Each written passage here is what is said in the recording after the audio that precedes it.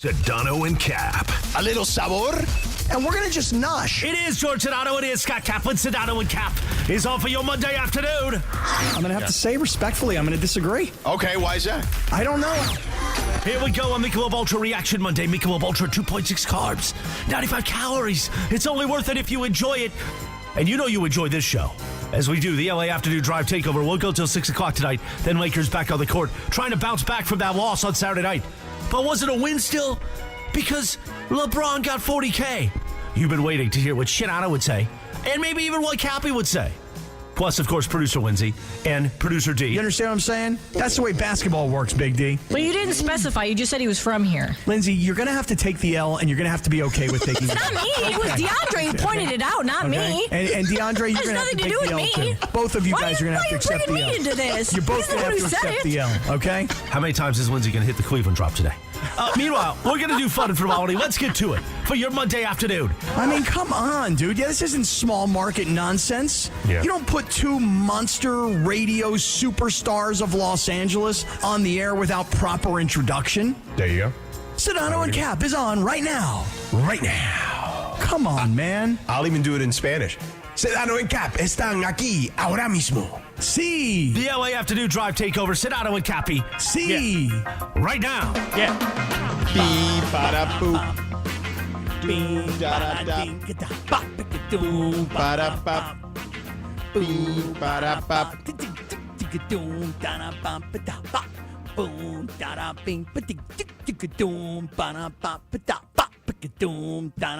Yeah. Oh, yeah. Monday afternoon. Get our asses on the air, George Sedano. This is for you. There's one. Uno. Yeah. Cappy, we're having internet issues. What kind of internet issue? Yeah, I'm about to throw this laptop somewhere. Where? I don't know. It's the garbage, maybe. It's the machine? It's not the... I don't know anymore at He's this going to point. send it to Terminal H. Yeah. Oh, my. I'm going to have to just reboot here. How about that? Anyway, Cappy, let's talk about what Christopher said, which is stuff. Okay? What kind of stuff? I mean, he mentioned stuff that we should be talking about. You're right. He did. Right? He did. Didn't we? That's right. He did. Aren't He said we? Stuff. Shouldn't we are. be? 100%. Let's talk stuff. Okay, stuff. What do you want? What do you want to talk about? All right, let me do this. You ready? You do this. All right, let me work backwards for a second. Oh, okay. Little Tanucci. Let's start off with the Lakers because the Lakers tonight have Oklahoma City. Right, and then Saturday they played a game against a team that owns them. Okay. Now, I want to say this to you, that last night Yeah. I was driving home. Okay, this is probably around 9:30 or so last night. In the Southland. Correct. I had my car radio on ESPN radio. Now, were you listening on 710 or were you listening on like the ESPN app or the ESPN LA app? I was listening on, I think, ESPN on Sirius, maybe? Okay, there you go. That's fair. Okay. Yeah. So I had ESPN radio on. Right. And whoever the Sunday night anchor person is on ESPN radio says something like, our very own George Sedano caught up with Shai Gilgeous-Alexander after the game. It's hard to say Sedano and Right, Shai you can't go Gilgeous. Sedano there because you also have Shai Gilgeous-Alexander there. Sedano and Shai Gilgeous. Now, You it know? was SportsCenter all night you were listening to? I think so. It's an excellent show, by the way. Yeah, it's great. I mean, No, it really is. Like, I don't know if the audience loves it so much, but I love it as someone who does radio and who does sports. It literally fills me in on everything that transpired in the day. It's literally SportsCenter, which is but all exactly night. why I was liking it, because I'm driving down the road and it's catching me up on certain things that I probably might not necessarily know or have a lot of interest in. Right, yeah, for sure. So anyway, they go, our very own George Sedano spoke to Shai Gilgeous-Alexander after the game. Yes. And you're talking to SGA, as he is affectionately known. Yes. Not CPK, SGA. Correct. Okay? And you're talking to this kid Yeah. about how, hey, look, here you guys had this big lead, Oklahoma City, over Phoenix, right? You know what we could do, Cappy? Tell me. We'll just play it. We could just play it. Oh, I was about to reenact the entire thing. I but if mean, you guys you have don't it- have to Oh, because you guys have Lindsay, it. Lindsay and DeAndre have it. Oh. You guys are this team where you're so young, but yet you're so great this season. We don't see that all the time. You have a game like tonight where you guys jump out big, they punch back, and then you end up finally winning the game. Yeah. What does that say? What kind of lessons do you guys learn from these games? Nothing we don't already know. It's a long 48 minutes. Teams are so talented and shoot the ball so well with the three-pointer, so you're never out of a game, and the game's never over until the clock says 0-0. So we know that teams are going to make their runs. We just got to stay resilient, stick to our game plan as much as we can, and we did so enough tonight to get a W. How much better can you guys actually be, considering you're the 1 seed right now? We can get a lot better. There's always room for improvement, especially when we're so young, learning on the fly. We know that, and we try to get better every day. Yeah, I loved his first answer. Nothing we didn't already know. I mean, we get it. Like, teams are good. Teams are going to make runs. And so I loved the kid. I loved the interview, and I was loving driving down the road last night listening to it, but it had me thinking, George. Mm-hmm. Okay, so here's Oklahoma City. They're the number 1 seed, as you point out in the interview, okay, with SGA. And here comes Oklahoma City into L.A. Now, the Lakers have lost 8 straight to Denver. Correct. And so when you can't beat Denver, and by the way, Oklahoma City's had their way against the Lakers. Well, this year, not so much. But right. Last year, right, when we didn't expect anything out of Oklahoma City, they stunned the Lakers a bunch of times. Last year, they were beating up on the Lakers every time they played. As a matter of fact, interestingly enough, LeBron gets the 40,000 on Saturday, right? But he broke the record against OKC in a game they lost, right? The game that he broke Kareem's all-time scoring record at the time was a game against Oklahoma City at home in another losing effort. And yet another LeBron individual milestone happens on Saturday in yet another losing effort against another top-ranked team. So the thing that, when you said we got to talk about stuff, is a long roundabout way of saying, let's come back home here to the Lakers, because if they can't beat Denver, which they can't, they've lost 8 straight, they're not going anywhere anyway. You understand what I'm saying? Well, here's the thing. The Nuggets are just better than them. Like, here, you heard Michael kind of start to mention it, and I shot him down where, well, they almost beat Denver. You've said that 3 times, okay? You know what the difference between the good teams and the great teams are in the NBA, Cappy? The last 5 minutes of the fourth quarter. Who takes over in the last 5 minutes of the fourth quarter and who asserts their dominance? And you know who does that on a very regular basis? Even going back to last year. It was actually the metric that I used last year, because I remember Laker fans on this very show with you and me, when I kept saying, you guys are sleeping on Denver. Denver is for real. I have seen them enough times to know they're for real. Oh, they can't do anything. They're the Denver Nuggets. They've never won anything, blah, blah, blah, yada, yada, yada. But the metric I kept seeing was in clutch games, they were killers, okay? And honestly, it's interesting because the team that they played on the east side of the bracket was also a team who had incredible numbers in the clutch time last season. So not to say that that's the end-all be-all, but it does kind of, you can't really replicate the postseason play in the regular season. But the thing that comes probably the closest is how you play in tight games. So I think that while it's not always the most important aspect of it, I think you can at least take a sliver from there. So Denver, in these games against the Lakers, it's close. Oh, my God, they're right there, nip and tuck. And then what happens? Last 5 minutes, Denver kicks their ass. Yeah, well, I'll give you another part of the problem for the Lakers as it applies to Denver. And this is the thing that's got me bummed out, because last week I was riding high. I'm telling you right now, when the Lakers focus and they concentrate and they defend and they beat the Clippers, remember they were down so huge to the Clippers, they were down 21 points. LeBron put everybody on his back. Rui made big shots. D'Angelo Russell made big shots. Oh, my God, the Lakers are actually so good, and when they focus, they can actually be something. They can't.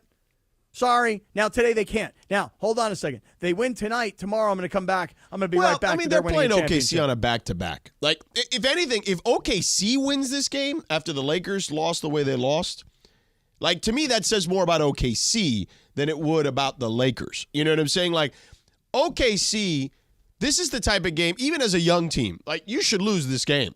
Coming off a back-to-back, you had to come back to win the game last night on the road in Phoenix against Kevin Durant. So, like, the Lakers should win this game tonight against a good team.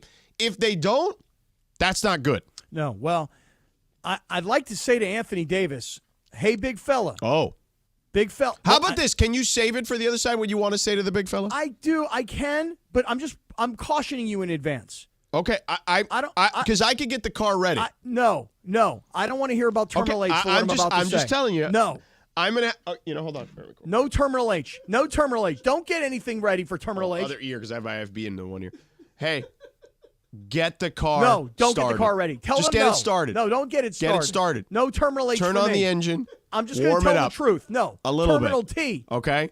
But don't waste the gas. Okay? Terminal T for the truth. As a matter of fact, we should get an electric car moving forward, actually. Yeah, It's not a bad idea. All right. Maybe a All right. Subaru Solterra. We'll have that for you in a second. But first, Cappy, tell them about your prize picks for tonight. So on Saturday, let me tell you what I did, George. I took the 17-year-old dart thrower, Luke Littler, to have more than 6 180s thrown. You're a degenerate. Why? You think it's a problem that I was sitting there playing prize picks all weekend, watching the NFL draft, darts? playing on whose 40 time was going to be more or less? Hey, Cappy, I'm right there with you. Thank you, Beto. I was watching the 40-yard dash because of you. Yeah, right. I'm watching the 40.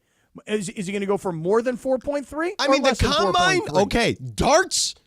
Yeah. But George, League of this guy, Legends, too. Don't trip. George, this guy Luke Littler, he's like this amazing 17-year-old dart superstar, and I've been winning on him. But his number for 180s was 6, and I decided to play more because I'm always a positive guy. Yeah. And he went less. You turned a negative into a positive like Pitbull. Very much like Who, Pitbull. by He's a the way, we 305 need to boy. talk about Pitbull today. Okay, we will. Because he's heard your criticism of Dolly Parton, clearly. Okay, let's talk about it. Yeah. So I took Luke Littler, the dart thrower, and I put him together with LeBron. Knowing that LeBron only needed 9 points to get to 40,000, I played LeBron to score more than 8.5 points in the first half. So LeBron won for me. Luke Littler did not.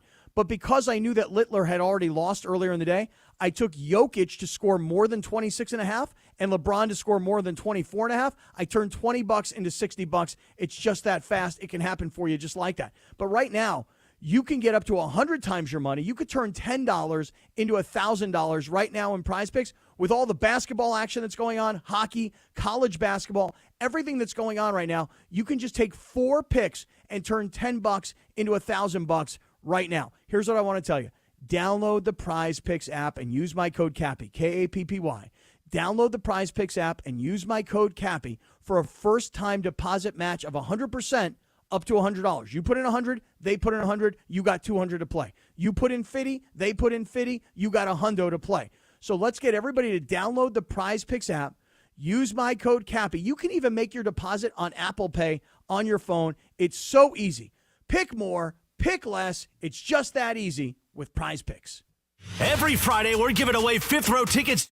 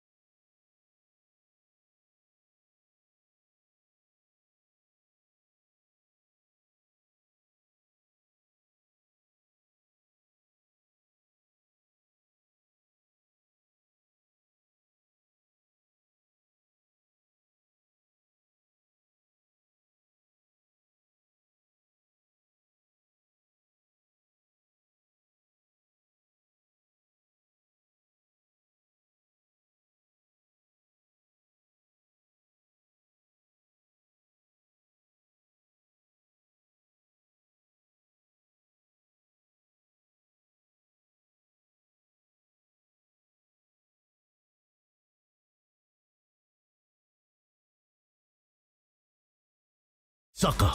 And on this day in 1989, the number one hit was Debbie Gibson, Lost in Your Eyes. Sedano and Kap continues your Monday afternoon right now. Oh, Wow. now this is an old school song right here. It's an old This- banger. This is definitely like Casey Kasem's, top 10 back in the day. Anybody NBC. follow Debbie Gibson on Instagram?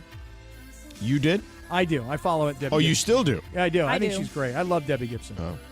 She's a very cheery, positive person. She is, and she wears these little teeny tiny Daisy Duke shorts. She's got great legs, man. I'm telling you, she is. What? I'm telling you, man. For an older sister who's into like her 50s, she's looking good, girl. You know? All right. On the contrary, it's about Dolly Parton, according to you. How about Pitbull Yeah, it's a little teaming up different. with Dolly Parton going 9 to 5 remake? No way, really? Yeah.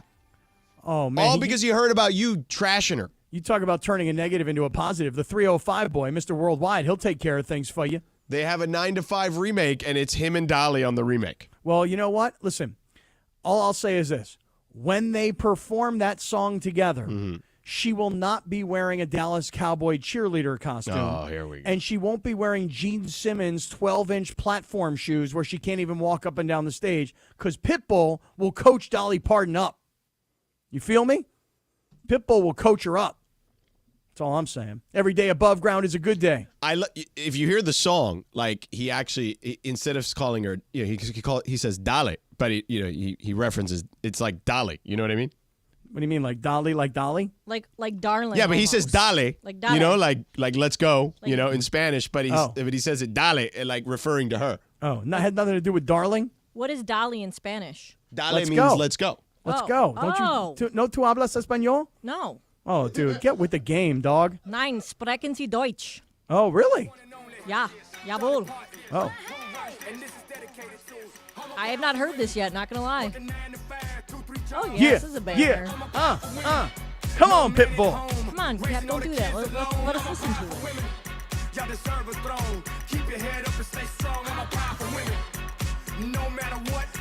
Oh, this is a hit in the clubs.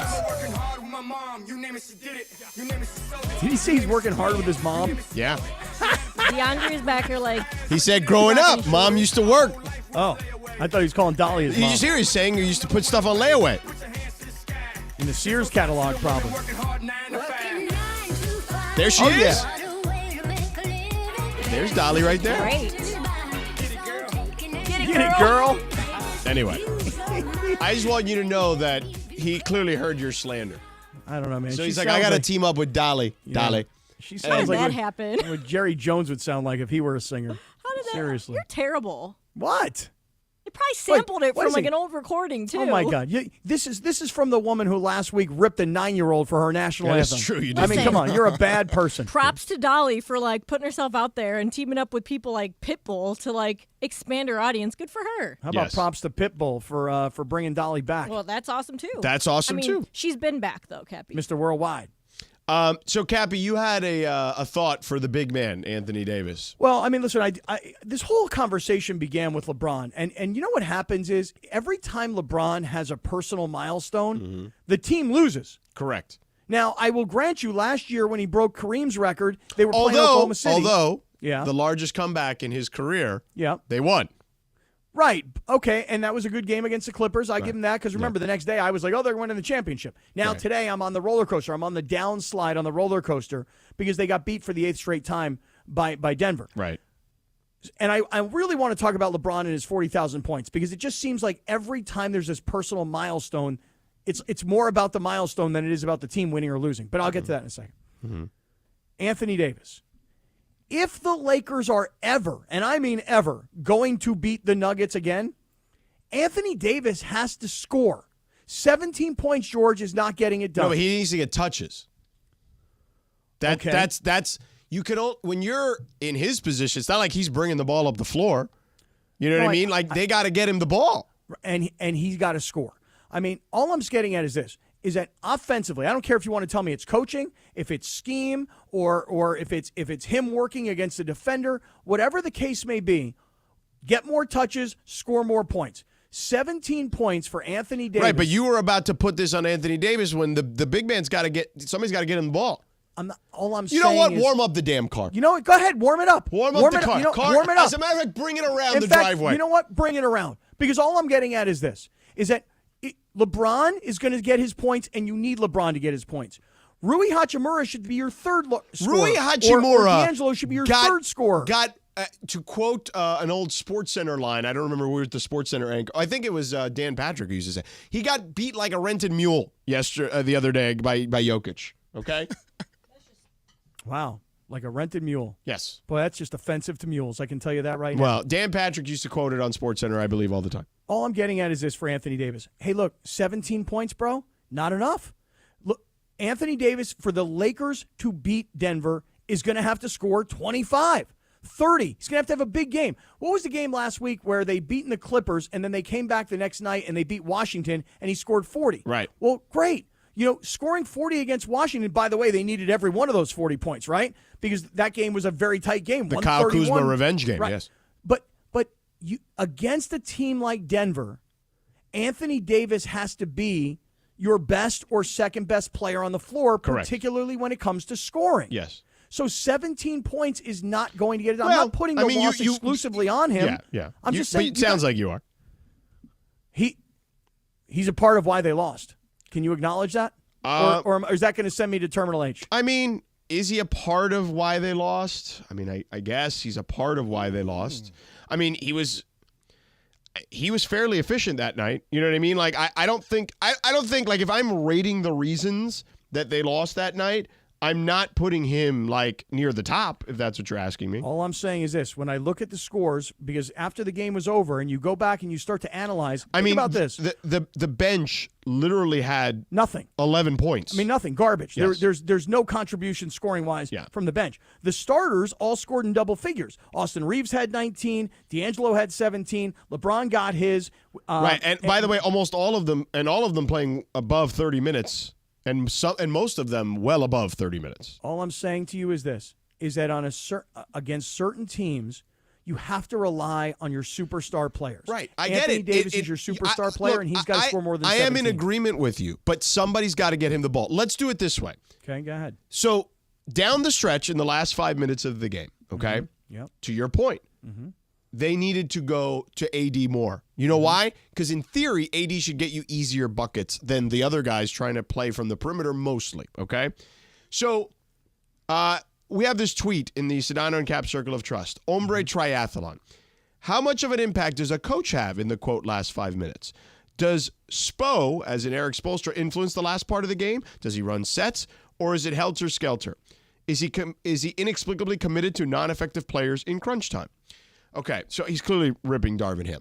But here's what I would say. It is partially on the coach, okay? To be like, hey, guys, let's get an easy bucket for AD, okay? So, yes, it is partially on the coach there. I would say, I don't know about mainly, because at the end of the day, the players need to execute the play that the coach wants.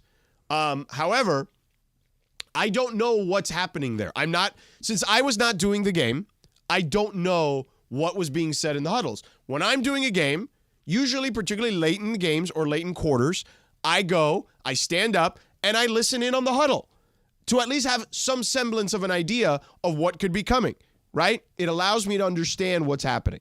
And I wasn't there, so I don't know what was transpiring. But I would be very surprised if the idea wasn't to get AD easy touches late in the game. And if it wasn't, then that's negligence. Okay. Well, all I can tell you is this. You want to blame the coach? We can blame the coach. You want to blame the other players on the floor for not getting the big man the ball? We can blame the other players on the floor.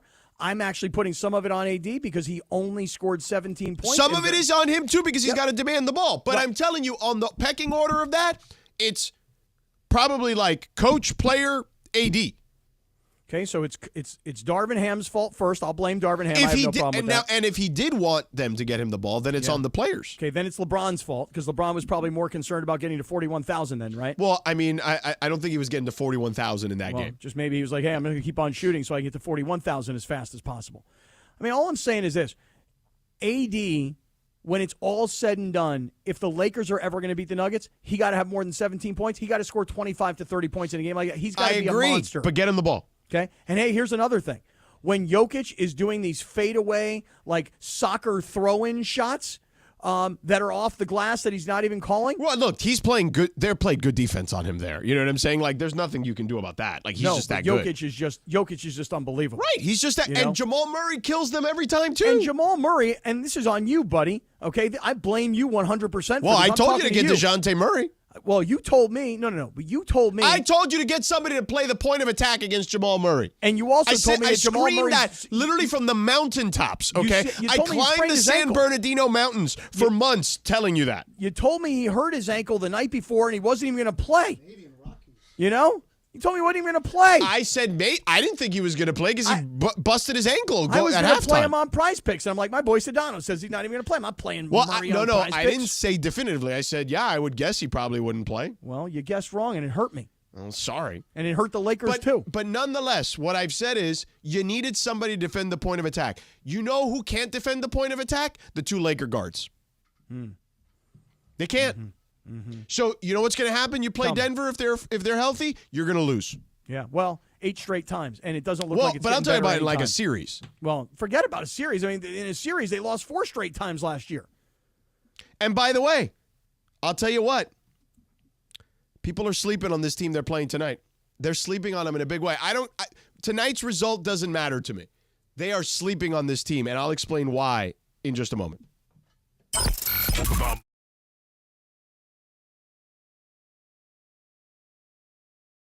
All right, Parker. What's up, Greg? Spring training. All right, Parker. Jeez. Little Otani and Dodger blue. Yeah, why are you looking at the camera? I don't know. Let's start over. All right, Parker. Dodger spring training. That's right, Greg.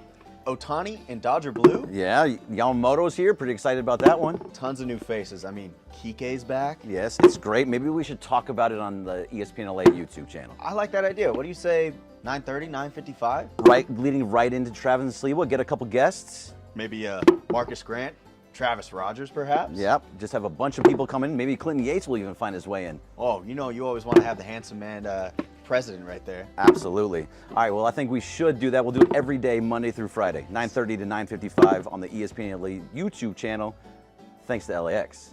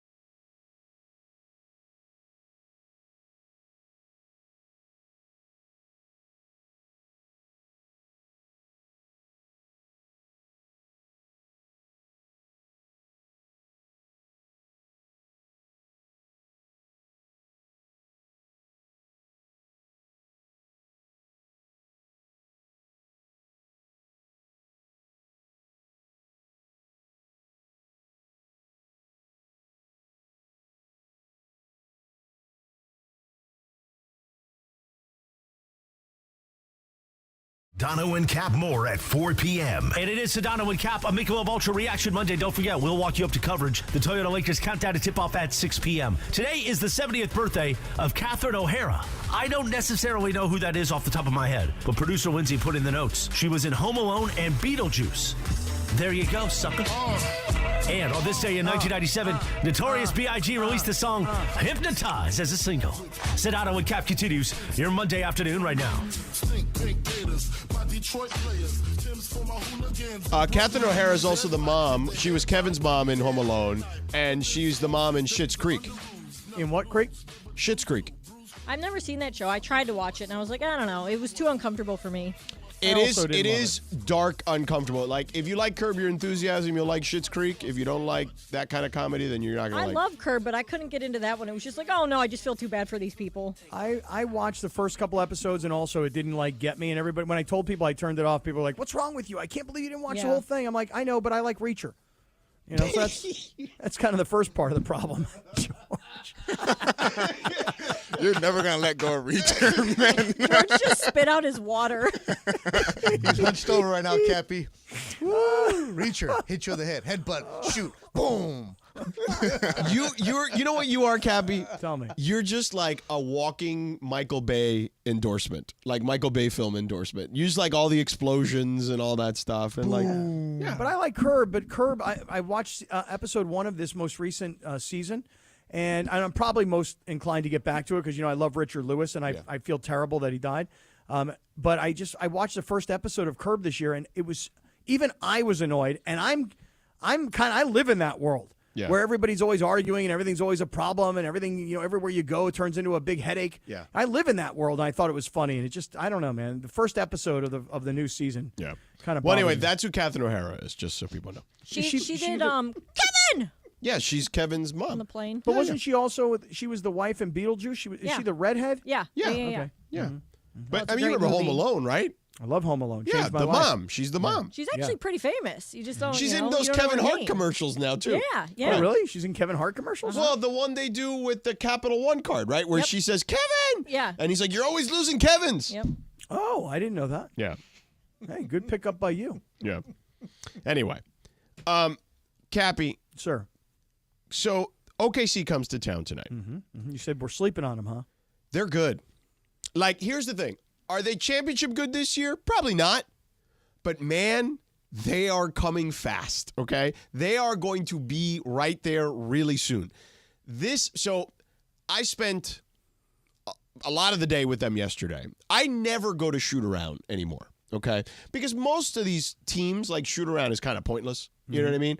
Because the veterans don't really talk unless you, request them or something like that. But this team doesn't really have a lot of veterans. So, you can kind of request whoever you want. So I decided their best player is clearly Shai Gilgeous-Alexander. I got to talk to him a little bit at the All-Star game. Chet Holmgren, who I got to kind of chat with at Summer League a little bit, so I got to know him a little bit. The guy I wanted to talk to is their third best player, who's also really good and doesn't get any pub nationally, is Jalen Williams, number 8. Hold on, which one? Because there's the J-Dub. J-Y-L-I-N, and then there's the J-A-L-E-N. So there's J-Dub and J-Will. So J-Dub is The shorter one. is number 8. He Okay. was drafted number 12 overall 2 years ago from Santa Clara. Not number 6, the other Jalen Williams. No, he's the bigger one, right? Okay, got it. This is more the guard forward one as opposed to the big. Okay. They should just, the one guy, his name is Jalen, Jaylin. They should call him Jaylin. And then the other guy is Jalan, and they should just call him Jalen. Right. See the Well, difference? he's Jaylin. J-Dub. He's J-Dub. All right, whatever. So just so you know, J-Dub. Okay. So J-Dub and I were talking at shoot around, and I'd already gotten the sense from Shai and Chet, their level of confidence. You know what I mean? I know we talked a lot about confidence the other day about Caleb, and you didn't love Caleb's confidence necessarily all the time. Well, I mean, I'm sure you've seen out of the combine a lot of criticism for Caleb Williams coming out of this combine. I mean, when the literal first question when he comes into the media and says, hey, how you guys doing? You having a good day? Why don't you want to compete? Well, it wasn't just so much about that. And by the way, I know. I don't blame him for not competing. But a lot of people were kind of criticizing. Right, but my thing you is, at least got to let him. You got to at least do the physical, bro. Right, but my thing is no, you don't have to do any of that, bro. No. Actually, He's you going to don't. have his own pro day, so it's fine. Right, yeah, do but- physical there, bro. I don't know, man. I think you should be like, hey, I'm in great shape. You are when it comes to college football. Yeah. You are like the You want to uphold these traditions that have been long-lasting forever. You were so late to the NIL game. You still aren't necessarily 100% loving it. No. And it's like, just it's okay to break away from what used to be the thing. Cappy Feinbaum. He's ready to go. Yeah, there he is. You are. Cappy Feinbaum. I'm just saying that, listen, I don't really care that much. I'm just saying that the criticism was, hey, listen, you should at least just take the physical so teams know you're good and healthy, so teams can take a look at you. That's all. If I were Caleb Williams, I would have bombed everything at the How about why didn't you go? Combine? Why I didn't would you have go? done it. I would have bombed it so that way there would have been speculation of maybe I don't want to be the number one pick. Maybe I go to a better team. You know what I mean? Why did he even show up in Indianapolis? I mean, I don't even know why he went. Well, Because you would talk about it if he didn't go. Exactly. Okay, well, if he's that worried about what I say, then you know he's got some problems. Well, everybody listens. That's why. Well, that way you know this better. Right. You know everybody's listening. Right. That is true. Anyway, so Straight back facts, to homeboy. back to J-Dub. Yes, exactly. Okay. So these kids, it's not, and again, you and I have different perspectives on this, but these kids are incredibly confident, these OKC Thunder kids. Like, you heard Shea, right, when you talked to me. Like, he's very matter of fact, right? And they're not deferential. They are authoritative in their position while understanding they're young and there's still things they need to learn, but very confident in their abilities to not only learn and learn quickly, but clearly get better. And they all have kind of that same approach. So, like, I asked them, I said, there's a lot of chatter about, young teams, they don't win. I said, there's a few outliers like the Warriors, right? And like, but most teams, they feel like people there's a need like to have like a rite of passage, right? Like that you need to lose some, we have to have some heartache, etc. He's like, yeah, I mean, we hear it, but it's like, it's not like what motivates us. Like, we just want to win. Why wouldn't we want to win? Like, and why can't we be the Warriors? Or I had mentioned the Celtics, even though they hadn't won a championship, they went deep as a young team, Tatum and Brown, etc. And he's like, yeah, why can't that be us? Like, we feel very confident in our ability to get better every time out. So they've got the it factor when it comes to that stuff. So I do think over time, they're probably, as long as they don't hit like a crazy injury spell, they're probably going to be in the championship hunt. Very similar to what Boston's been over the last 5, 6, 7 years or whatever it's been with Tatum and Brown. You say, though, that we're sleeping on Oklahoma City. Because everyone thinks they're the matchup you want. Well, I think a couple of things. Number one, I think that they're a little tiny town, Oklahoma City, and we don't really see them all that much. I mean, you do. You're right. You're right. Do. I don't. They haven't been on national television that many times. Maybe a couple times all season long between TNT and ESPN. They have not been on national television. Right. So when you don't see them a lot on national TV, then you say, okay, well, who do I know from that team? And people know now Shai Gilgeous-Alexander. Well, he's like, if I had to vote for the MVP today, he'd be in my top 2. Yeah, as a matter of fact, in that interview you did with him last night, I know we cut it off, but this will give you an idea of how well I was listening to it on Look at you, ESPN. Cappy. You actually did ask him about being in the MVP conversation. Right. You mentioned to him Michael Jordan's name, right. Kobe Bryant's name. So his name, so the way I said it to him was, I'm not trying to be like, I'm not trying to like help your candidacy necessarily for MVP, but when I did the digging, your numbers are similar numbers to the years Jordan won the MVP. Mm-hmm. Like they're in the same class. Yeah. And I thought he handled that question very well too. He did handle it well, because I don't know how old the kid is, but he was like, hey, he's man. 25. Hey, that's great. I'm glad to hear you say my name with Michael Jordan's name, but man, it's a long way to go. But I was listening to all this last night play out, like I said, on ESPN Radio, on Sports Center all night or whatever it was. Yeah. I just got lucky. I was in the car at the right time. Yeah. The thing you just said about being asleep on Oklahoma City, as Laker fans, nobody should be asleep on these guys based on the way they manhandled and ham-slammed the Lakers last year, right, when no one would give them any respect. And, you talk about them being a young team and they haven't necessarily had that rite of passage sort of a thing yet, but they're too young to know what they don't even know yet. A lot of this, George, I don't really know this like the back of my hand, hardly, but just getting ready for tonight's game, their head coach, I don't even know how to say his last name. Mark Daigneault. Daigneault. This guy, he's Daigneault, impressive. This guy's 39 years old. If tonight you stood out in front of Crypto.com and you surveyed 1,000 Laker fans walking into the game, and you said, who's the coach of Oklahoma City? About 5 of 1,000 could tell you who he is, okay? Mark Daigneault. This guy's 39 years old. Okay? And when you look at the way he came up and the fact that he had to essentially manage his way through the minor leagues, through the G League, to get this opportunity, to get to Oklahoma City, to now have this sort of a roster, to now put this team in this position, he's 39 years old, and he's very young into the coaching business. Let me explain something to you. Okay, go ahead. I have been so impressed with him. Now, I had them the first time last year when they played in the play-in game against New Orleans, and I was blown away then by him. And yesterday, just a complete different level of confidence from one year to the next. Not that he wasn't confident back then, and very matter of fact, he was. But you can just see he knows his team is good. And to your point, you want to talk about sleeping. People sleep on the G League, okay? Mm-hmm. Because 50% of the league now, that is not an exaggeration.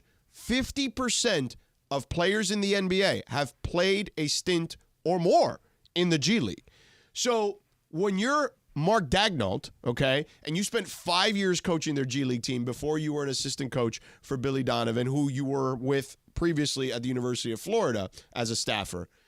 Like, you know these kids in a way, and by the way, the other team's kids in a way that not every other coach knows necessarily and has to rely on the scouting report to do. Well, and just go one level beyond, which is this.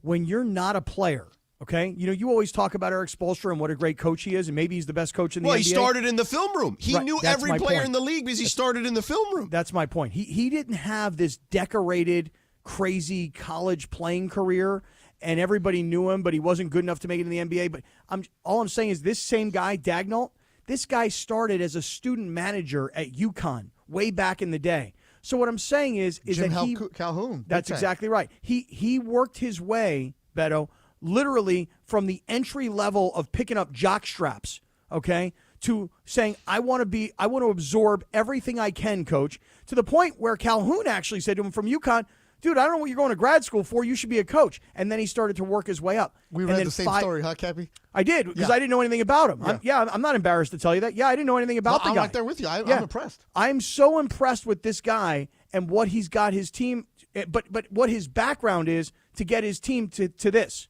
Very impressive. 39 years old. Mm-hmm. So the thing about sleeping on the G League, what I was going to reference is Nick Nurse also comes from the G League. Yep. He won 2 championships down there. And the last guy that I saw to have that kind of confidence, and what I mean by confidence is like just comfort in their own skin. Like when you meet first-time coaches, most of the time, not all of the time, they're a little stressed out. Like you could just kind of see it. Like they're just wound a little tight, right? And unless they've been like an assistant for a long time or something like that, but like the young ones, they're usually wound tight. Spoelstra, honestly, as a young coach, wound a little tight, okay? Now, granted, I think some of that had to do with his boss, right? Kind of like, who his boss was. Riles. But I think that's part of it. This guy, so comfortable in his skin, only Nurse to me is the only guy I can think of back in the day that I was like, whoa, Nick is like just totally comfortable with all of this, no matter how big it is. I just wonder, though, if I were if I'm the Lakers, do I want – right now what I've got is I've got a former player as a coach. I've got a former tough guy as a coach. I've got a guy who every time something goes hard, something goes wrong, Darvin will tell me, hey, look, I'm from Saginaw. Saginaw is a tough guy town. Bullets. First off, they hired him. That is true. And don't forget also the Lakers. By the way, did you're hire listening him. to KSPN Los Angeles, by the way. I think people know that. Yeah. I mean, if they don't, you're listening to KSPN Los Angeles, as George just said. Yeah. But you see, like with the Lakers, you got a tough guy coach. Hey, coach. Hey, what do you guys got to do differently here to maybe get a win against a team like Denver? Got to play harder. Got to play tougher. Got to play more physical. Got to be more ready. Yeah, I know. I know all that. But like I don't know, like from a schematic standpoint, like you're a basketball coach. I'm a reporter. I'm just trying to figure it out. Like what do you have to do like differently on the floor, like spacing wise or passing wise or play wise? Well, we got to play harder. We got to play tougher. We got to be more physical. We got to. It's like this just kid. go out and do your job. Well, I also think you can't judge a coach based off his public comments because you can't. You're not. A lot of these guys don't want to give away what they think are government secrets. Basically, I'm judging it based on what you said earlier as an example, which is if Anthony Davis needs to get the ball more in his hands down the last 5 minutes of a game, that starts with the coach. Yes. You said that's coaching. Starts with the coach. Okay. Now it doesn't mean that the players are executing what the coach says. Because I've seen plenty of times in the 20-plus years that I've covered the NBA where a coach will call a play, and a player or players, plural, will be like, nah, hell with that. We're going to do our own thing. We're going to break it off. No, come on. NBA players not listening to their coach? I find that hard to believe. No. So I'm just saying. I know you find that hard to believe. Come on. No. These guys And I can literally go. And honestly, it's not just, I can sit there and say, it's not players just doing it to the newbie coach.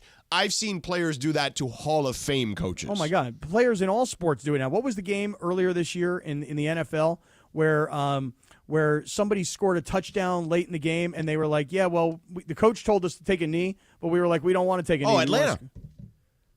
Who was it? Atlanta was playing. It was the Atlanta Falcons were playing against New Saints, Orleans. right? Yeah. Yeah, right. And the Saints. It was the Jameis. Saints. Yeah, the Saints. Jameis Winston. Jameis, Yeah. they told Jameis to take a knee, and they punched it in. Right. He was like, yeah, they like, coach told us to just take a knee and not score, but we don't care what he says. So to have NBA players not necessarily follow a game plan, not overly shocking. So anyway, my point is, Cappies, here's the problem right now that the Lakers find themselves in, okay? The Lakers have a team in Denver who is clearly better than them, okay? And they are in their primes, okay, the Denver Nuggets. And now there's this team that's going to be ascending. They are clearly already in the conversation and will only be further into the conversation in Oklahoma City, okay?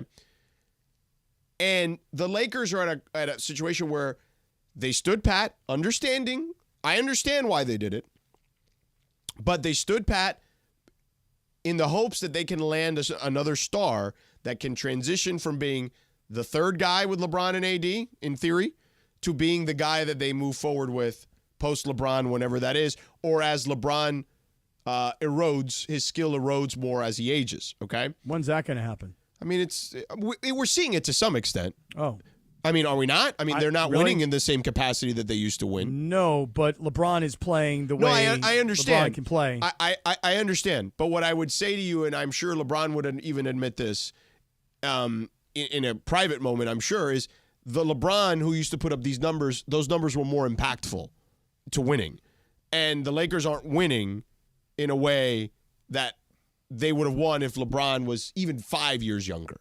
You see what I'm saying? I do, but, I'm not. But that's why they need the third guy. Well, but you see, you always say that when you're in the LeBron business, you got to be in the business of trying to win a championship. Correct. I'm not really sure right now this Laker team or franchise as a whole believes that winning a championship is even close to achievable, which is why, by the way, when a game like what happened on Saturday night ends, LeBron, bro, I don't know where you got that jacket, and I know I can't afford it, but there's got to be a knockoff somewhere that I can definitely get. That jacket was dope, okay? But all anybody wants to talk to LeBron about is $40,000. It's about his milestone. It's not about the team. It's more about what he's accomplishing as an individual than it is about what the team is doing organizationally when it comes to wins and losses. I would also say the organization has failed to put the right roster around him in multiple years in the 5 or whatever years he's been here. But then it goes back to what you just previously said, which is his points would have been more impactful for winning years earlier. He's still scoring. But it's on the organization. They had to know. I mean, here's the thing. The organization has to know that he's not going to be playing like he's 30 years old anymore. You know what I mean? And yet he is.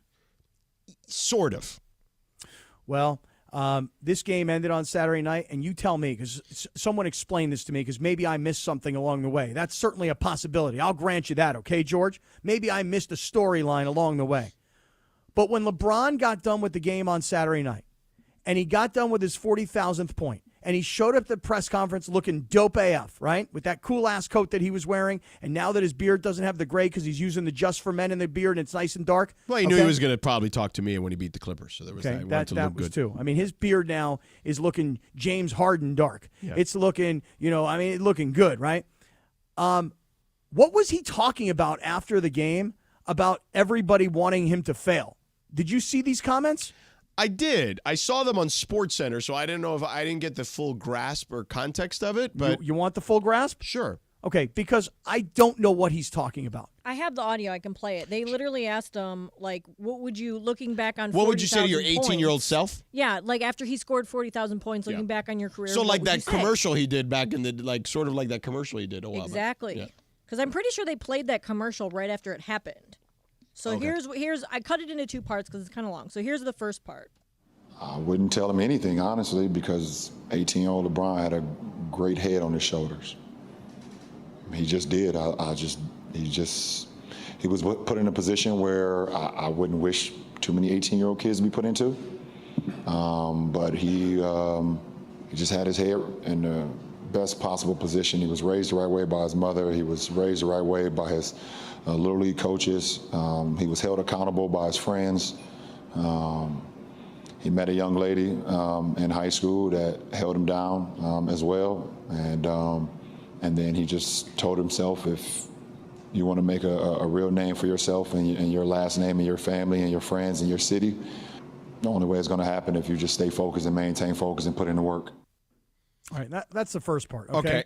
But the second part, what we're about to hear, is LeBron starts telling us all that we collectively were rooting for his failure. And Okay, I want let you me to hear it. him say it. Yeah, let me hear it, and then let's discuss it. To be quite honest with you, everybody wanted to see me fail when I got to the league. Like, it's no way he's going to be able to exceed. For the first time in a long time, I seen a commercial that was played before my first game. I think they was mentioning like all the greats ever the game of basketball. I think it was like Big O and Michael and Kareem and Kobe and I forgot who all else was in that commercial, whatever the case may be. And then it was like, and the next one, LeBron James. I didn't even see that commercial when it happened, but I was like, what the hell? Like that expectation on an 18-year-old kid, like that was insane to just think about it. And I was watching it today. I was like, I wish that on no kid in no sport to have this type of pressure put on them and everybody wanting to see you fail. So I wouldn't tell that 18-year-old kid nothing. I would tell him just stay true to yourself, believe in yourself, and don't ever get too high. You get too high, they're gonna try to knock you off. But at the same time, if you fall, just like the great lady Leah said, just pick yourself up and try again. Okay, I have thoughts on this, Cappy, but So do I. But it doesn't. We don't have enough time to do it in this particular segment because we're running out. But let's talk about it on the other side because I do think there are some points he raises that make sense, and then some that are, at least to me, ridiculous. No, I wouldn't go that far. Okay. I would say some that I don't recall them that way. Oh my God, he's out of his mind. So we can have that discussion. Okay, we'll do that. That's not going to get me sent to Terminal H, is it? I mean, I don't know. It's usually just an Anthony Davis thing, if I recall correctly. All right. So, yeah. So you're all right. Okay. And by the way, DeAndre, that's how you talk about basketball. Okay. That's how basketball is played right there, DeAndre. Played. That's how they play the game, DeAndre. Yeah, You don't know. You don't know nothing about no basketball. Oh, okay. All right. Okay, go concentrate on Jason Kelsey's retirement press conference. Did you cry your eyes out all day today? Hey, look. It's that was tough to see. I mean, they kept the tush push though. They're good. You're good. So, all right, we'll get to this this LeBron conversation next. Contact Tax Relief Helpers for details and restrictions. Attention.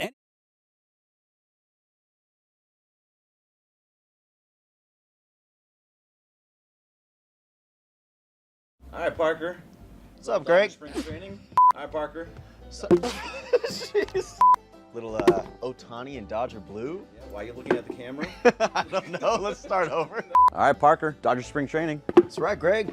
Otani and Dodger blue. Yeah, Yamamoto's here. Pretty excited about that one. Tons of new faces. I mean, Kike's back. Yes, it's great. Maybe we should talk about it on the ESPN LA YouTube channel. I like that idea. What do you say, 9:30, 9:55? Right, leading right into Travis and Sliwa. Get a couple guests. Maybe Marcus Grant, Travis Rogers, perhaps? Yep, just have a bunch of people come in. Maybe Clinton Yates will even find his way in. Oh, you always want to have the handsome man president right there. Absolutely. All right, well, I think we should do that. We'll do it every day, Monday through Friday, 9:30 to 9:55 on the ESPN LA YouTube channel.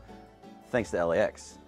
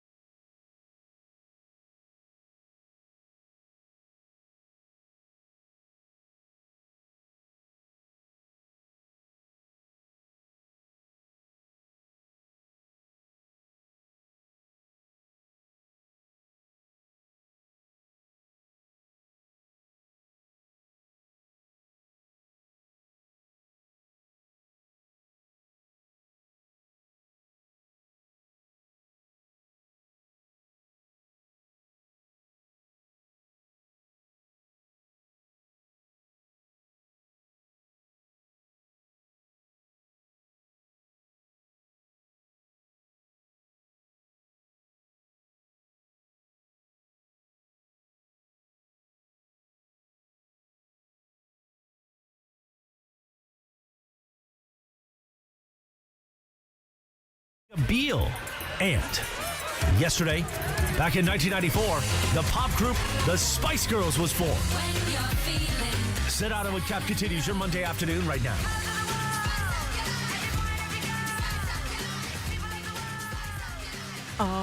Spice Girls were a thing, that's for sure. Oh, I love the Spice Girls so much.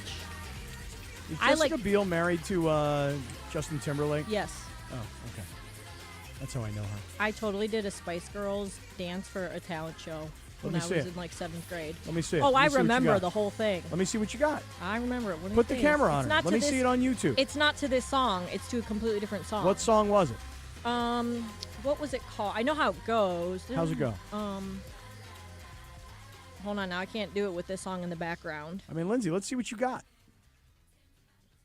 Okay, the song is over. We've taken it down. Now, if you can tell DeAndre what song it is, let's see what kind of moves you got, girl. No, I can't. It's a whole room I'll show off my moves. situation. Like, there's a lot of, like, space. Oh, you need space, huh? Yeah. Yes. You need a lot of space, huh? Mm-hmm. Mm-hmm. All right, well, I don't want you to knock your computer down or hit the microphone. I'll show you sometime. But I would like to see it. Okay. DeAndre, wouldn't you like to see it? Big D, wouldn't you like to see? Of course. Next what time you're Lindsay here. Baseball got? I'll be there tomorrow. Okay, I'll be there we'll all do it week. during our show prep meeting, okay? Okay, all right. All right. I'm curious. I have one to a Hanson song, too. Okay, that one I'm not so curious about. Okay. But It's not Mbop? No, it's not. It's a different song. Cappy, real quick, Yes, I just sir. want to let people to know that the road to Roberts' redemption is on its way soon. Another season of Real Dodgers Talk, the Blue Review, where corporate Greg Bergman is back.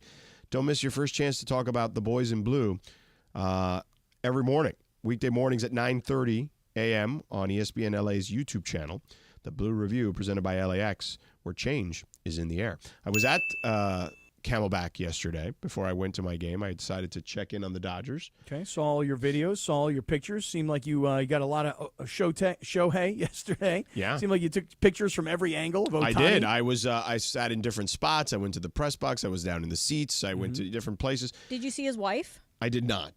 I did not meet the very normal Japanese woman that she is. who was referred to in said Sure Instagram wasn't a post. WWE wrestler? She was not an AEW wrestler, according to some internet report. Fake news. Yeah. Totally. I don't know, dude. When I saw that report that You that were like, he was, I didn't know. I Right. figured You that's why I wrote, sent it. I didn't know. Wow. I sent it in the chat because I knew if anyone would know, it would be you, Lindsay. Yeah, Lindsay, I didn't know for sure what the deal was, but if Ohtani would tell everybody that his wife, she's just some, regular old Japanese lady, nothing special here. Yeah, but if then you're you find his out wife, like, what the hell? Like, I'd be like, oh, that's all I am is just a regular Japanese woman. Thanks. By the way, that was also the translation. I don't know how real that is that he said it that way. You know what I mean? but if the report was yesterday that she's like some AEW star and like just all it was Japanese not a women, real report. No, I realize that, but how funny it would be like, she's just a regular Japanese woman, like as if all regular Japanese women are AEW wrestling superstars. Yes. Well, the last woman that he dated for a long time was like a softball. I think she might have been a softball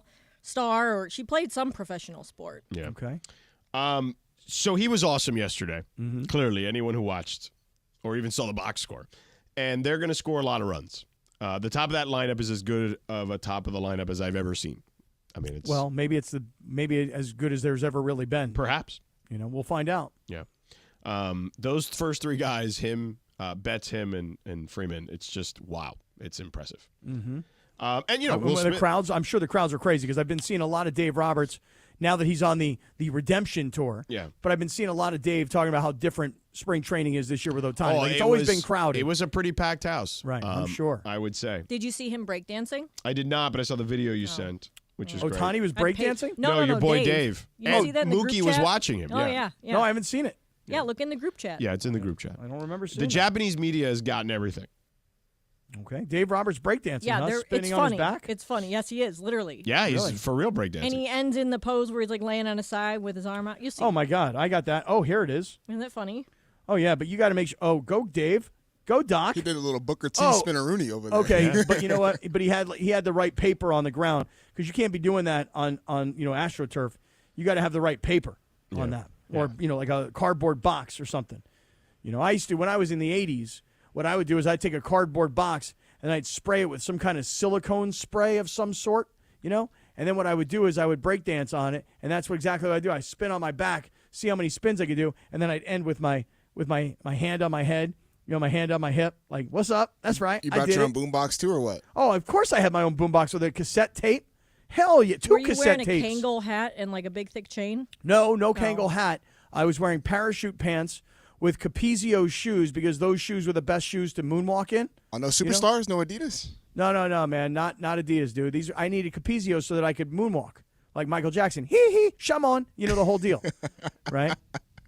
So I could do that. I could do what Dave did. Yeah. All right, back to LeBron because George, Right, seriously. yeah. LeBron's commentary on Saturday night. And by the way, I have a bunch of tweets that people are tweeting at us. Well, I mean, all the basketball savants are out tonight. Yeah. I mean, everybody knows everything. But go ahead, about LeBron. basketball. So you were annoyed by Well, his here's the thing. commentary. I just want to say this. Yeah. I can remember when LeBron was first coming into the NBA. I did a Saturday morning radio show on Fox Sports Radio with Stephen A. Smith. Have you ever heard of this guy? I have. And Stephen A. would tell me that when LeBron James walks into the NBA, he's immediately a top 5 player. And here's me on the other side of that conversation. Come on, Stephen A. For real, dog? Come on, man. Really? This 18-year-old kid from Cleveland or Akron or wherever, this kid who I'm watching on ESPN with his tattoos. Oh, there it is. All covered up on his arms because they won't let him wear the tats on TV. This kid's going to walk into the NBA and be a top 5 player. Very hard for me to believe. Okay? Guess what? Stephen A. was right. I don't remember ever one time, George, going, you know what? I don't like him. I don't like that 18-year-old snotty little punk. I don't like the fact that he's on the cover of Sports Illustrated. I don't like the fact that he's on all these TV commercials, that he's got all these deals with companies. I'm rooting for his failure. I don't think I did that. I don't think anybody did it. I think we were all super fascinated that LeBron James was predicted to be the next great thing as a child, and he succeeded to become that. And we've watched his whole adult life be played out as a professional basketball player. Who rooted for his downfall at the beginning at 18? Okay, so I will make you pause for a second. Thank you. I'm out of breath. There were players in the NBA who legitimately, I remember when the draft was coming around, actually players on Cleveland's team. Who was it famously? Darius Miles, I believe. Wasn't Danielle Marshall in that? Yes. Wasn't he someone was... I don't know if it was Danielle Marshall. I remember. Come on, man. I remember. Don't slander Danielle Marshall. I remember Darius Miles, specific. There were guys at that time when there was chatter about LeBron being drafted and he's coming to this team, and I don't remember. Like, you could find the videos, and there were guys in the league saying, like, "Come on, man, they've got player X, Y, and Z on this team who are good young players. Like, let him be as good as those guys first before we anoint him." So there was some of that. What's wrong with that? Okay, but what I'm saying. There was some of it. And come on, man. You know this. You know why you and LeBron are interesting? Because we're both Hall of Famers? Well, besides that. Oh. Because you're both kind of the same. Okay? I've been trying to tell you this for a long time. You and him can be a little extra sometimes. Okay? And what I mean by that is this. Michael Jordan used to create slights all the time, right? And so LeBron has a little bit of a revisionist history of how many people were. Everyone is an exaggeration. There's no question. Everyone is an exaggeration. Everyone was rooting against him is an exaggeration. There is no doubt about that, to your point. But there were people that were. Okay? Did you find it, DeAndre, the video? I got it. I just sent it to him. Because I'm telling you, I've seen this before. I remember it at the time, and I've seen this resurface over the years. Tell me. And you'll hear guys talk about, like, man, he should be as good as Caron Butler or something like that, I think was the line that was used. And by the way, Caron Butler had a nice NBA career. He had a nice NBA career, was an all-star a couple times, et cetera, et cetera. But my point is, he doesn't forget that stuff. When I tell you, I don't know him like that, okay? You know that I don't know. I have a very transactional relationship with him, okay? You guys do business together as a transaction? Well, my transaction is he wins games. He's the player of the game. I interview him after. That's how the transaction. You give him a little mini fist bump. I see that transaction. I do that with every player. All right. Okay. However, that is the transaction. I am not, like, close to him. I don't claim to be close to him. I don't claim to know him other than being around him and in his orbit for a long time. But what I will tell you is this. he never forgets anything. And the only player that I've ever been around that has a better memory of stuff like that I've covered, because I didn't cover Jordan, was Shaq. Okay? Shaq never forgot anything that anyone ever said about him. Okay? Yeah. Good, bad, or indifferent. Yeah, but you say that he never forgets versus what you also say is that me and LeBron have a lot in common. Okay. Like we like to and make stuff Shaq up together. Also is extra. Yeah. Shaq also was a guy who exaggerates. And likes to make some stuff up. Listen, LeBron, I'm here to tell you, man, no one was rooting against No, but now 18-year-old you're kid. doing the complete opposite thing. That's right, I am. That's right. He goes from said everyone, and everybody. now you're doing no Right. one, which Okay. is not true either. Let me the but I wanna truth is explain somewhere this. in the middle. I want to explain this to LeBron, though, because I know he's listening, because everybody's listening. Well, he's probably at the arena right now, so you're Right. saying he's listening And on the app? I'm saying that they have it piped in the training room. Oh, I see. Okay? Yeah. Listen, most people were fascinated. How is a kid at 18 years old this good, has this body, and is going to walk into the NBA like a grown-ass man? Most people were rooting for his success. However, you know where people started to root against him?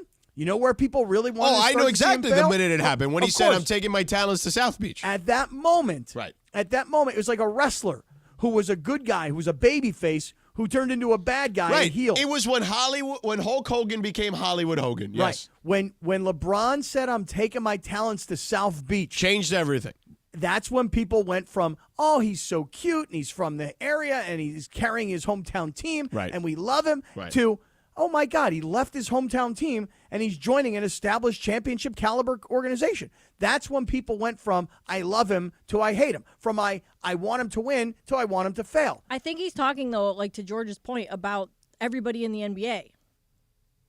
Like, people were kind of like, oh, no, he's not that good. Okay, so this video is a mashup. Good. You find the video, right? Yes, this it's is a mashup of yeah. guys saying this was pre-LeBron joining the Cavs going into the draft time, right? We have better players than him in his position already on our team, bro. And he would come in and make an immediate impact like a Caron Butler. I don't think you can really just bring a high school player in and really just think your team gonna really turn around like that. If he come, you know what I'm saying, he can just hop on our bandwagon. Right. Those were Cleveland Cavalier players. Right, but listen, most of those guys, in fact, all those guys were college ball players. It was hard to believe that a kid, and here's why. Because Kobe, when Kobe went from Lower Merion High School and went to the NBA, in his first year, he wasn't a superstar. No, Kobe took several instantaneously. years. Kevin Garnett actually was probably the closer comp to having someone have a bigger impact quicker, because the year after LeBron, or the year after LeBron came into the league, Kevin Garnett, who had already been in the league for 8 years, got to a conference finals. What I'm saying is that it is, as if you're already in the league. But that's what I'm talking about, though. He doesn't forget that stuff. Oh my God, get over it, But bro. again, that's not quote unquote everyone, which is why he's like you. He's extra. Well, the way I heard it was not about like the former Cleveland Cavaliers who questioned whether or not a high school kid was going to come in and be able to make impact. It was they wanted me to fail. He literally said people wanted me to fail. Well, but he did say everyone, which is an exaggeration, like Cappy would do, because Cappy just went the complete opposite. He said Right. no one Nobody. was having There him was fail. not He one said person. People Nobody. wanted me to fail, and everyone had these high expectations for me. Want to replay it, Cappy? That's all right. No, I've that's heard it okay. 3 times already today. Yeah. Just saying. But yes, so I think, again, two things can be true at the same time. I've never heard that before. Yeah. So just letting you know. Okay. I've not heard that. Yeah. Radio Tinder, by the way, is coming up in just a moment, Cappy. I don't know if you realize that Radio I've Tinder. heard about that. Yeah. But what you should tell us is about how wonderful Subaru is and how much love you have for them, especially with an event, I believe, coming up soon. You know what? Let me start off this Subaru spot by telling everybody that we here at ESPN LA have partnered with our friends at Subaru because Subaru loves pets. And the Subaru Loves Pets initiative is where Subaru is working with rescues in the community, in this particular instance, Best Friends Animal Society. So Subaru and Best Friends proud to highlight the pet of the week every week. This week, the pet is, George, this pet has a last name. The pet's name is Patty Mayonnaise, okay? A 4-year-old American Pitbull boxer. And I want you to visit bestfriends.org for more information, because me and the ESPN LA Street team will all be at Best Friends, the Pet Adoption Center, this Saturday from 9 in the morning till this. Actually, it's from March 9th, from 11 in the morning till 1 in the afternoon. That's, by the way, at 1845 Pontius Avenue. It's kind of like the Santa Monica area. I mean, you'll find it. It's no big deal. 1845 Pontius, and you should go to bestfriends.org for more information. So now, as far as Subaru, we talk about all the love. You're going to love that brand new Subaru Solterra. It's the electric SUV. Luxury on the inside, all the modern technology, but all the toughness on the outside, that symmetrical four-wheel drive that comes standard so you can go off-roading and feel really confident. And I'm telling you right now, you're going to pack up the boards. You see what happened in Mammoth this weekend with all the snow? You're going to feel safe and secure in that brand new Subaru Solterra. Let's get out and visit your local Subaru retailer and ask for that Subaru, that Solterra. It's electric, just like love. With Subaru, that's what it's all about. And now that love is electric. It's electric. Hey, it's Mace. Big announcement.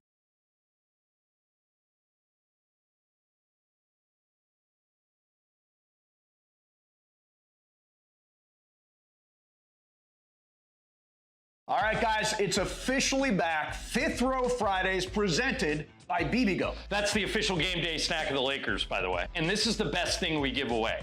Fifth row seats to a Laker game. How many times do people come up to us and say, hey, give me Laker tickets? Yes. We don't have them. I don't even have them, but you can win them if you listen every day. And these seats are better than the seats that you and Michael have, right? 15 rows better. Yeah. Michael and I are like row 20. So here's how you win. You listen every day to all the shows and take notes. If you can answer 5 questions about what happened on the show that day, you're eligible to win. And don't forget, on Fridays, your chance to call in all 5 right answers, and you are in the fifth row at Crypto.com Arena for a Lakers game. For free!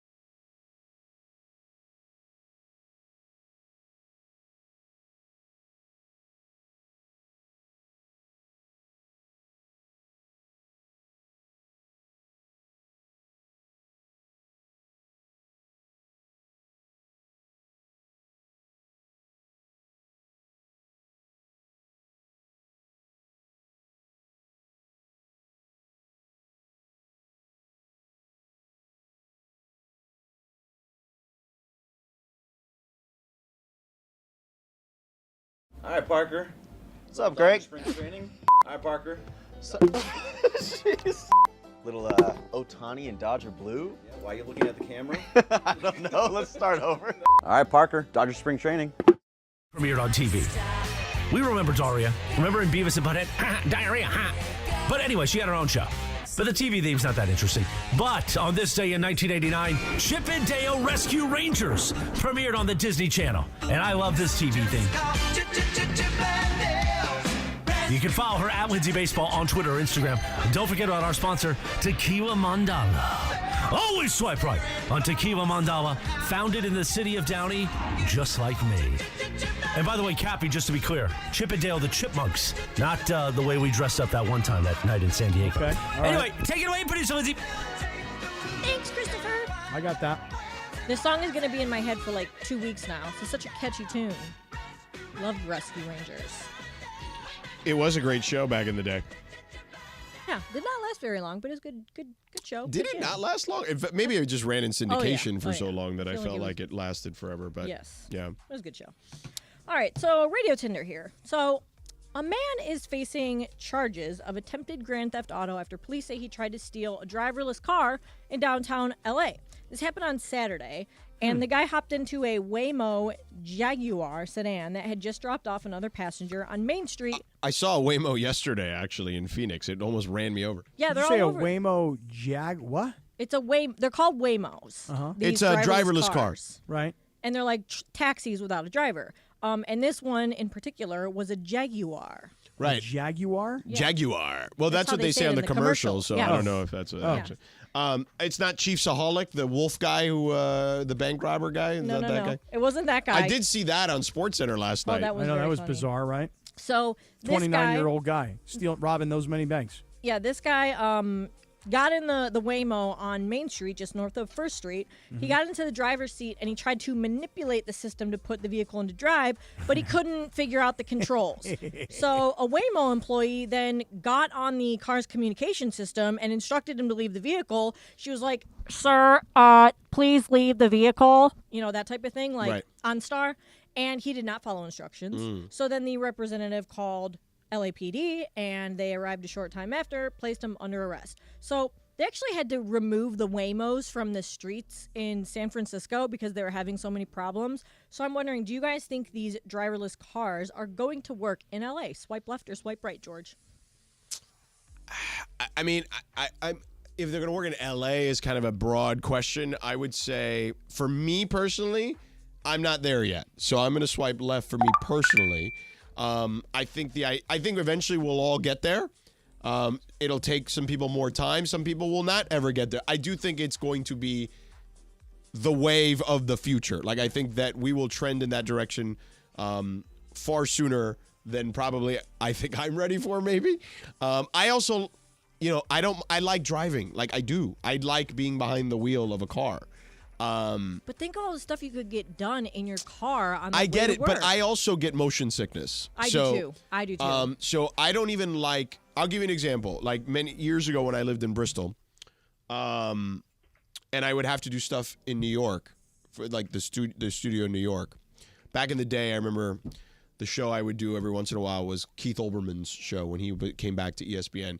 So they'd have a car service, right, to drive me from Connecticut, where I lived, to New York, which is like about, give or take on traffic, anywhere between 90 minutes or so, or Car whatever. service. Hey there, I'm George Sedano. And I would try to do work, like prep for the show, and I would get motion sickness. So I couldn't do that either. Just, that's also a big part of why I couldn't do it. It's the fear of not being in control of the car is one, but also I just am not good in the car in the back seat. You are a control freak like me.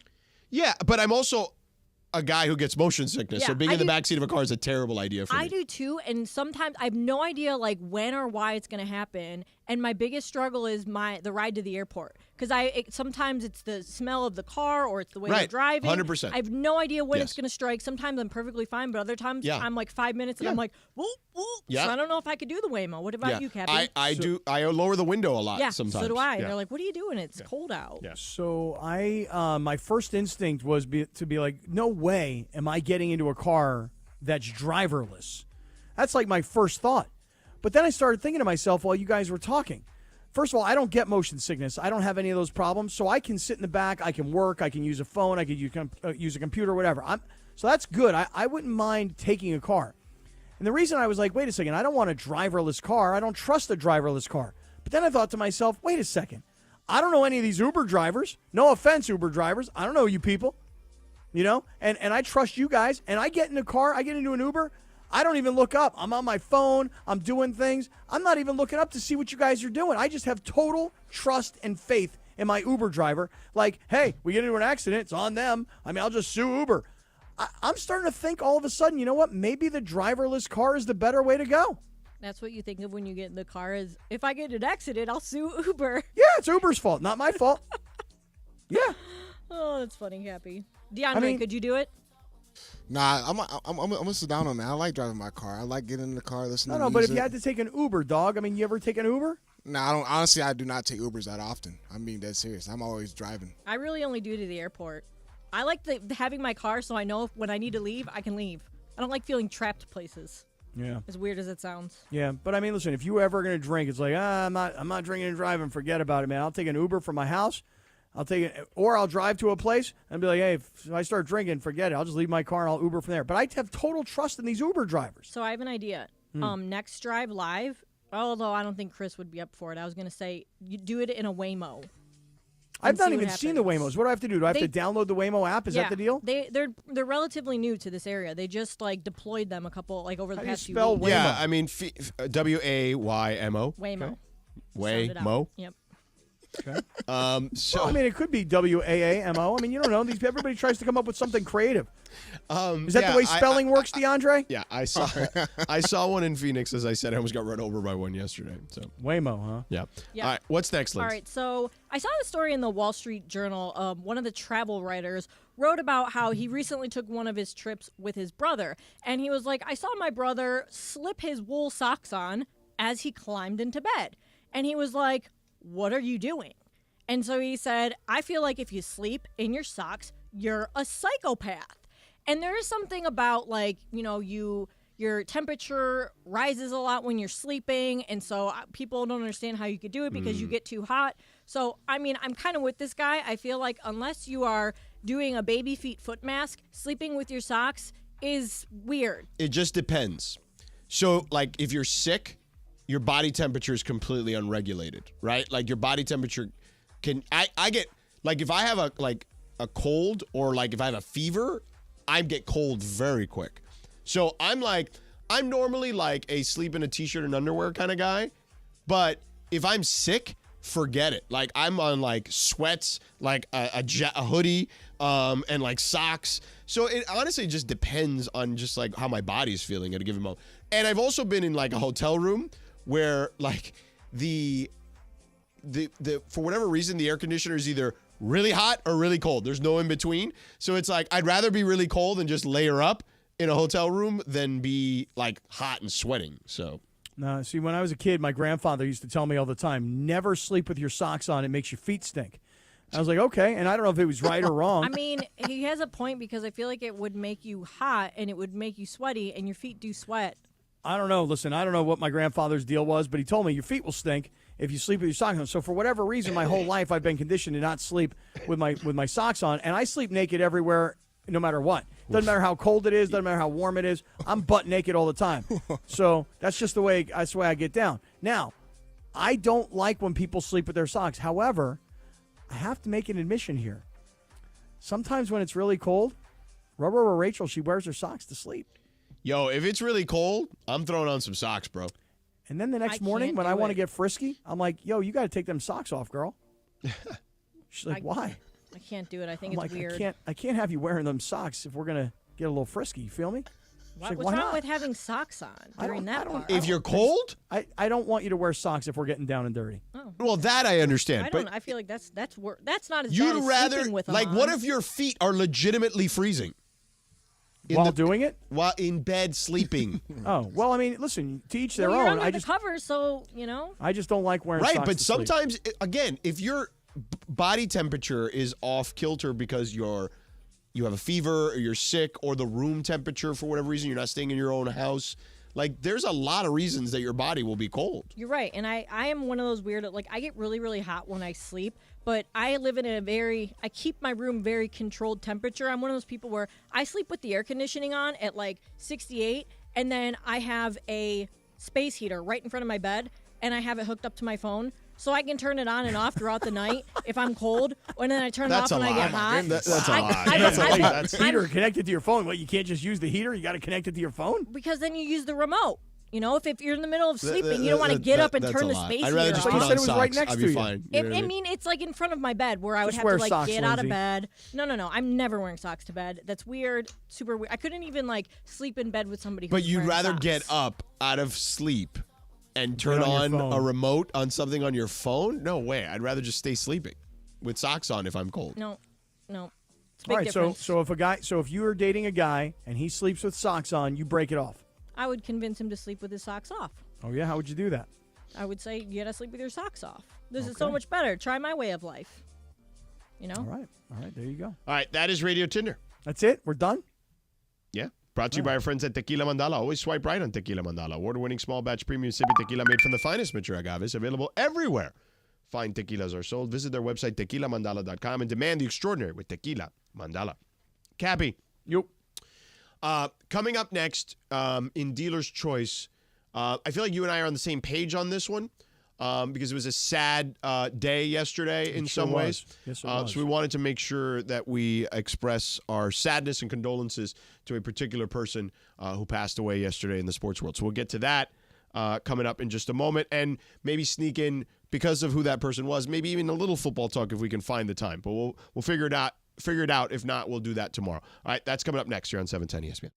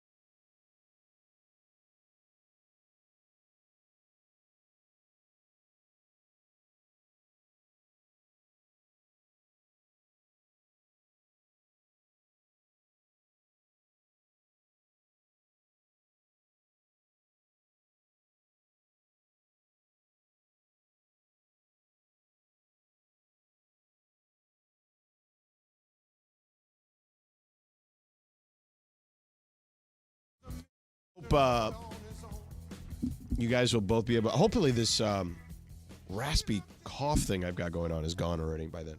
Yeah, do me a favor. Don't get me sick. Well, I'm at the end, so I don't know how sick I can get you. You've been sick for a while. I feel like every time one illness ends, you get another one. It only lasts I get like a week or two respite, and then something else has happened. Have you been taking that juice? Have you been doing that juice thing that I got you last week? Yeah, I drank a bunch of that stuff. You That have small stuff's great. Kids bring home a lot. You know what? Of germs. You know what helped a ton, honestly. I had a now it also could have been just a week, right? That it's almost been a week, but I think being out in the sun yesterday was great for me. A little vitamin D. Huh? Yeah. Yeah. You're not as dark as Alex Rodriguez. I'm not. No, I'm not as dark. He fell asleep though. He said he fell asleep. What is that? Where's that come from? Well, don't you remember last week when Alex Rodriguez showed up at a basketball game? Yeah, bro. No, he was at the T-Wolves game, which Right. he's part of the owner, and Stephen A was sitting next to him, and people were like, "Whoa, A-Rod is really dark. What happened to him?" Yeah. And it was that. He's like, "Yo," he had to put out an Instagram post like, "Hey guys, just wanted to let you know, He does it for I saw the video, I saw the comments. I'm Dominican, so we are pretty dark-skinned people, and yes, we can get darker. That happens." By the way, speaking of people at games, did you guys see on Saturday when ESPN was doing the Lakers game and Perk was one of the guys? They were on the court before the game, And LeBron came and gave him a and he little came hug, over and little gave him a big hug, and he was Yeah. like, "Big Perk," and I was like, "Oh, I remember when they played together on that team. It was so great." Did they do any beard kissing? Put your beard to my beard. It was a very happy embrace of each Okay, other. gotcha. Because those two guys, you put Perk's beard and LeBron's beard, and you get James Harden all up in it. Oh, hell yeah. Yeah. Are That's we a love serious triangle of right beards. now? Yes, we are. Yeah. So, Cappy. Yep. No easy way to do this, but yesterday was a really sad day, too. Mm-hmm. I had just left the Dodger game, and I went to go grab a late lunch by my hotel before I went to go do the Suns OKC game last night. Mm-hmm. And I saw the news ESPN PR put out about Chris Mortenson passing away. Yep. And he had, for those that don't know, and maybe many of you know by now, he had been battling throat cancer for about a decade. Yeah. I think he was diagnosed in 16 is when they said. Yeah. And I will say that, and I'm sure if you've seen this stuff on social media, you've seen how many people, both colleagues at ESPN and colleagues just in general in media, there's an outpouring of just what a great guy he was. And all I will say to you is I thought Van Pelt nailed this last night. He's like, the only thing I can tell you is it's the truth. He legitimately, Cappy, at least with me, and I can only judge people by my own personal experiences with them. When I got to Bristol in 2013, I was there for 3 years. He could not have been nicer, more generous, more supportive, more just really helpful and thoughtful in so many ways. And he barely knew me. He knew me through someone else. His relationship the way he knew me was because I was friends with Dan Le Batard, but that was good enough for him, right? He had known Dan for many, many years from the journalism background, and he knew me through him and is like, hey, you're Dan's guy, you're my guy. And he was always so kind to me there. And then when I came here to LA, when I was doing the morning show, he used to come on with me and Key and LZ all the time. And we'd have a blast talking to him. And Mort was just truly not only a legend and a pioneer, that goes unsaid, in regards to the way he really took NFL reporting to a completely different level for a generation of people to learn information from, but also a generation of media types then behind him to be able to take that torch and move forward. Adam Schefter, I thought, had some incredible words about Mort, literally going to bat for him to come to ESPN at the time and really giving his blessing to kind of anoint him as the next guy.